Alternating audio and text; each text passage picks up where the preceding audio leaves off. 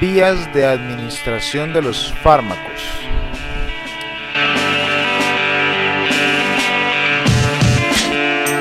Antes de hablar de la vía de administración del fármaco, es importante tener presente un concepto, el concepto de absorción.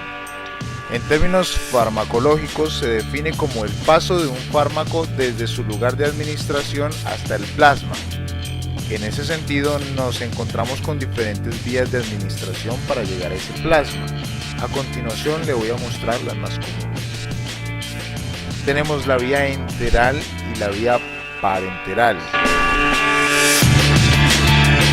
La primera es cuando la absorción del medicamento se produce en alguna parte del sistema digestivo. Dentro de la vía enteral tenemos la vía oral.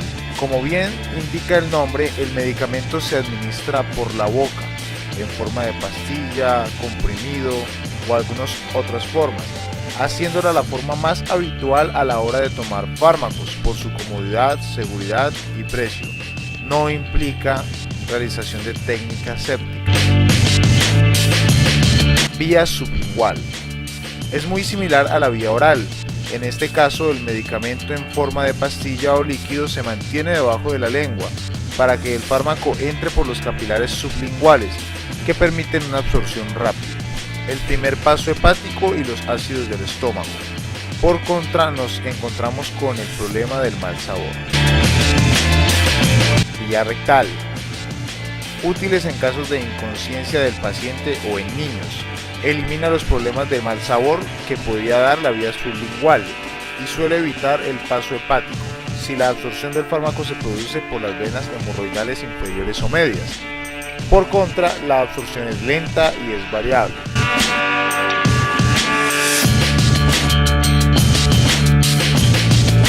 También tenemos la vía parenteral, la segunda forma de administración de los fármacos. En esta vía, la aplicación se realiza lesionando la piel y aunque de forma general es útil para pacientes inconscientes, evita el primer paso hepático y los ácidos estomacales. La administración es un poco dolorosa y conlleva un riesgo de infección, que el riesgo es mínimo si se hace de la manera correcta el procedimiento, además de tener un costo un poco más elevado ya que no es algo que cualquier persona pueda realizar en su casa, sino que requiere de supervisión médica. Dentro de la vía parenteral tenemos la vía intravenosa, que como su nombre lo indica es por las venas. Por esta vía la absorción del medicamento es instantánea y además se puede controlar la concentración en sangre. En la vía intramuscular, como su nombre lo indica, es a través de los músculos. En esta la absorción es un poco más lenta y se pueden administrar solamente hasta 10 mililitros o 10 cc. Tenemos la vía subcutánea, que es un poco más lenta que la vía intramuscular intravenosa a su vez, y en esta vía solamente podemos administrar máximo 1 cc de medicamento. Que requieran efectos inmediatos tiene gran utilidad. Vía rectal. Presenta una absorción errática. Se utiliza para conseguir efectos locales y a veces sistémicos en caso de vómitos o alteraciones en las cuales el paciente no puede ingerir los medicamentos. Los fármacos administrados por esta vía evitan parcialmente el paso hepático, aunque es difícil calcular en qué proporción. Para administrar fármacos por esta vía se coloca al paciente en decúbito lateral izquierdo, con las rodillas flexionadas. Si se trata de supositorios, pueden meterse en nevera o en agua fría para aumentar su consistencia. Vías parenterales. La vía intravenosa. Consiste en la introducción del fármaco directamente en el torrente sanguíneo. Es la más rápida e infalible cuando se quiere lograr concentraciones exactas de fármaco o cuando se necesitan efectos inmediatos. Está indicada también para corregir el balance de líquidos o electrolitos y la nutrición enteral. Entre sus inconvenientes destacan la posibilidad de dar lugar a reacciones adversas rápidas y los riesgos derivados del procedimiento de punción. Además es cara y requiere cuidados especiales y personal especializado. La concentración máxima que se alcanza en los tejidos está determinada principalmente por la velocidad de inyección. Es imprescindible un conocimiento adecuado acerca de las incompatibilidades a la hora de administrar varios medicamentos por esta vía. Existen dos métodos para la administración intravenosa, la infusión continua y la infusión intermitente.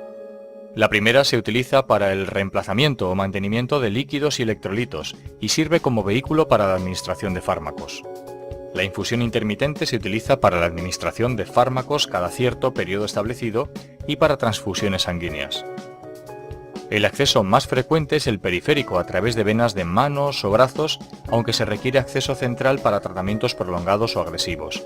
El acceso central más común es a través de la subclavia, aunque pueden utilizarse otros como la vía yugular o la femoral.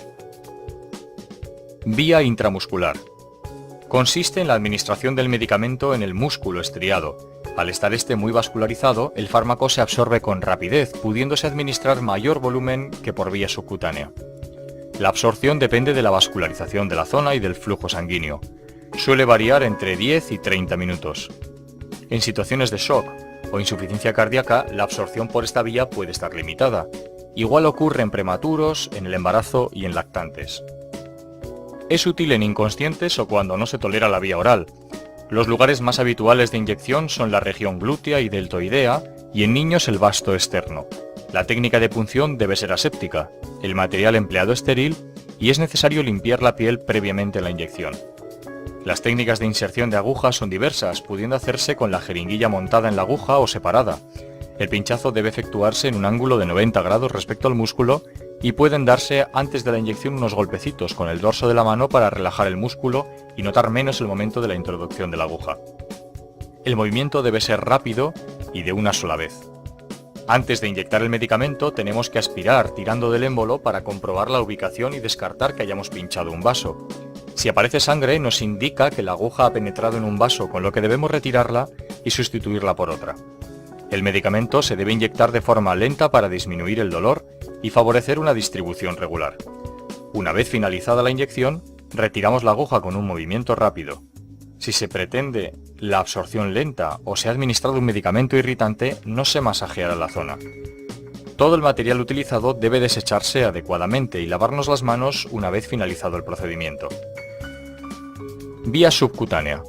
La absorción es mayor que por vía oral, pero menor que por vía intramuscular.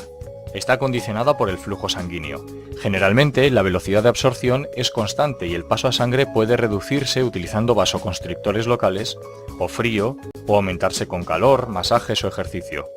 Los lugares más frecuentes para la administración subcutánea son la cara externa del brazo o del muslo o la cara anterior del abdomen. Las soluciones que no sean neutras e isotónicas pueden ocasionar irritación, dolor o necrosis. Otras vías. La vía dérmica o cutánea. La administración de fármacos en la piel hasta hace poco era utilizada exclusivamente para acciones locales. Desde hace algunos años también se utilizan fármacos con fines sistémicos. Existen diferentes preparados para administración a través de la piel. Los polvos dérmicos deben aplicarse sobre la piel limpia y seca, estando contraindicado cuando existe exudado. Entre los preparados semisólidos existen pastas, pomadas, cremas y geles, y entre los líquidos hay lociones, soluciones o linimentos. Vía vaginal. La mucosa uretral y vaginal presenta una buena absorción, aunque generalmente se utiliza para efectos locales, se puede producir fenómenos sistémicos. Vía oftálmica. A través de la mucosa conjuntival puede absorberse distintos fármacos.